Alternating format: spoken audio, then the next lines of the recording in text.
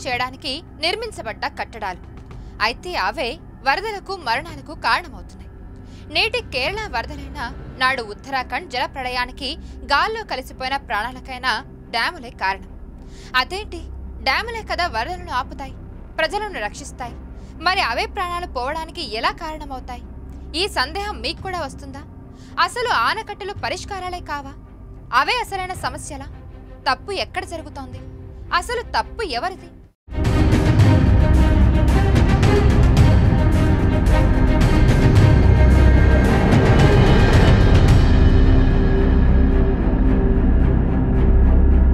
డ్యాంలను ఆధునిక దేవాలయాలు అన్నారు పండిట్ నెహ్రూ. కానీ అవే నేడు శాపంలా మారుతున్నాయి. ఎందుకంటే నీళ్ళెంత ముఖ్యమో ఆ సరిహద్దుల్లో జీవిస్తున్న ప్రజలకు కూడా అంతే ముఖ్యం అనుకోవాలి. కానీ ప్రభుత్వాలు అలా అనుకున్నట్టు లేవు. డ్యాంలు కట్టేటప్పుడు అనేక ప్రాథమిక నిబంధనలను ప్రభుత్వాలు ఉల్లంఘిస్తున్నాయి. నాటి 2018 కేరళ వరదల్లో ప్రజలు చనిపోవడానికి ఇదే అతిపెద్ద కారణం. సమర్థవంతమైన డ్యాంల నిర్వహణ లేకపోవడం కారణంగానే నేటికి కేరళలో భారీ వర్షాలు కురిసినా ప్రతిసారి జనాలు మరణిస్తున్నారు. అది కేవలం కేరళకే పరిమితం కాదు. దేశంలోని అనేక రాష్ట్రాల్లో డ్యాముల కట్టడమే నిబంధనలు ఉల్లంఘించి చేశారని అనేక ఘటనలు నిరూపిస్తున్నాయి.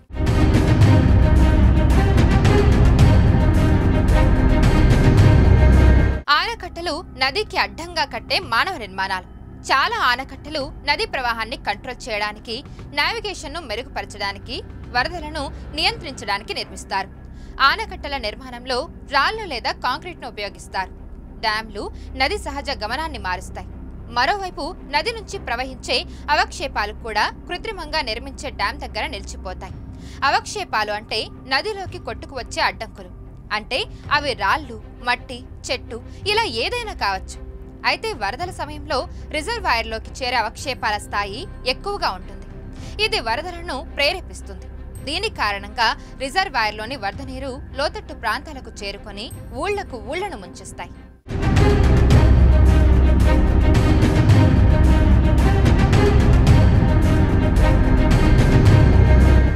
డ్యాంలు లోతట్టు ప్రాంతాలను ముంచేయడం గతంలో అనేక సార్లు జరిగింది. 2013 జూన్లో ఉత్తరాఖండ్లో వరద సంభవించి వేలాది మంది బలయ్యారు.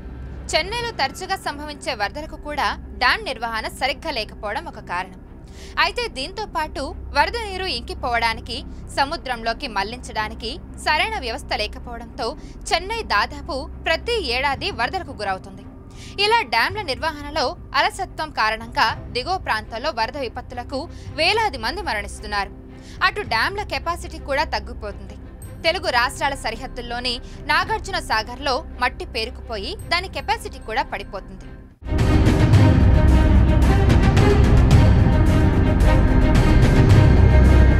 భూకంపాలు, కొండచర్యలు విరిగిపడడం, హిమపాతాలు, తుఫానులు, సునామీలు పాటు వరదలకు పురాతన కాలం నుంచి ప్రధాన కారణాలు. అయితే వ్యవసాయం, పట్టణీకరణ ప్రారంభమైనప్పటి నుంచి మానవ కార్యకలాపాలు నేరుగా వరదలకు కారణమవుతున్నాయి. ఆనకట్టలు, బ్యారేజీలు, జల విద్యుత్ ప్రాజెక్టులు, నిలకడలేని మైనింగ్, అటవీ నిర్మూలన, నది గర్భాలలో ఆక్రమణలు లాంటి మానవ నిర్మిత కట్టడాలు వరదలకు ప్రధాన కారణాలుగా నిలుస్తున్నాయి.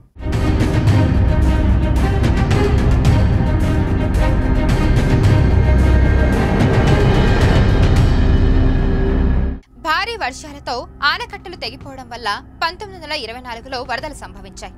ఈ వరదల్లో 1000 మందికి పైగా ప్రజలు మరణించారు. ఇళ్లు, రోడ్లు ధ్వంసమయ్యాయి. 2018 కేరళ వరదల విషయంలోనూ జరిగింది ఇదే.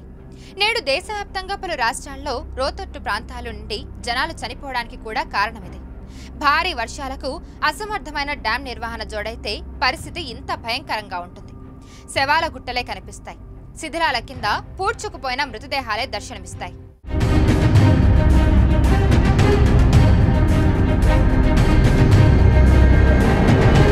మరిన్ని వీడియోస్ కోసం ఛానల్ ని సబ్స్క్రైబ్ చేయండి. లేటెస్ట్ అప్డేట్స్ కోసం వాట్సాప్ ఛానల్ ని ఫాలో చేయండి.